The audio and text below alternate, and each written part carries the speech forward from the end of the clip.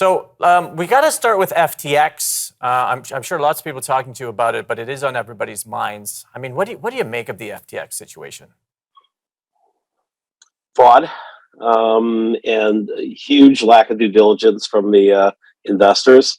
I mean, I suppose at the height of a FOMO marketplace, people just are in a hurry to get into deals they think they can make money. But the fact that Sequoia Capital, who invested in one of my companies 15 years ago, didn't have a board seat for a $250 million investment shocks me.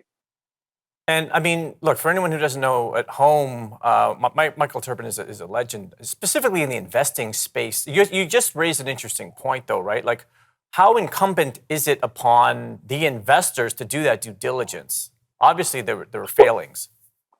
Yeah, the lead investors absolutely, because other people are following on, figuring, well, Sequoia's in the deal. They've certainly looked at it, and obviously they didn't. The fact that, I mean, when you saw the new CEO come in who helped unwind Enron and said this was far worse than Enron, and that basically there were no corporate controls whatsoever. I mean, they spent $300 million just buying themselves homes in Bahamas, and nobody seemed to know what was going on. I mean, that was just an insane thing. And for the markets to sort of suggest that, U.S. regulated entities that have been around and successful for a long time, like Kraken and Coinbase, operate the same way is ludicrous. It's interesting, because obviously I've been doing a lot of research, reading all about FTX and everything. But for you, who's like really a man on the inside, it's interesting the way you phrase that, right? So is it really that, like, anecdotally, when you're investing and then people kind of take the word for it, oh, it's like Andreessen Horowitz is in, so I'm in, or DCG's in. Like, how does it really work that way?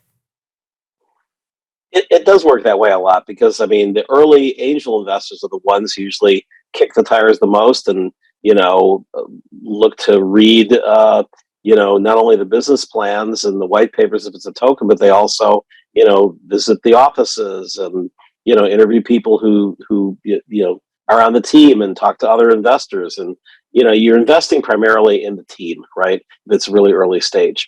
And Sam created a great myth around himself, but obviously somebody didn't keep looking once he raised all this money.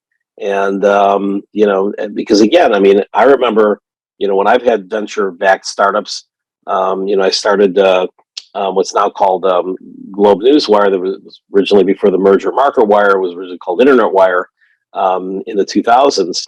And we would have a board book every month that Sequoia and Hummer Winblad would be there and look over our financials and have the CFO present. And that was for a company that raised like $16 million, not for one that raised $800 million.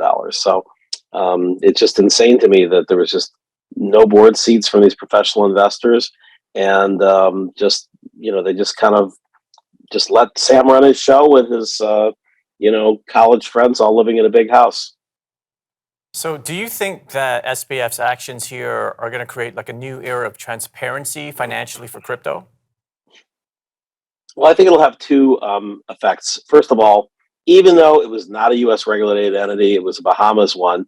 You're going to have the U.S. regulators come down hard and say, "Oh, we need more and more and more regulation." And the right type of regulation is fine. What the industry fears is that it's going to just lead to more and more people leaving the U.S., which is why you ended up in this situation in the first place. But certainly there's some great exchanges that have been operating just fine in the United States. I mentioned, Coinbase and Kraken. There are others. And, the other thing is that, yes, you are going to certainly have a lot of people realize that exchanges are not a place to store your crypto. They're a place to trade your crypto. So, within about a week of FTX going down, you saw a huge number of people moving Bitcoin and Ethereum from centralized exchanges into private wallets.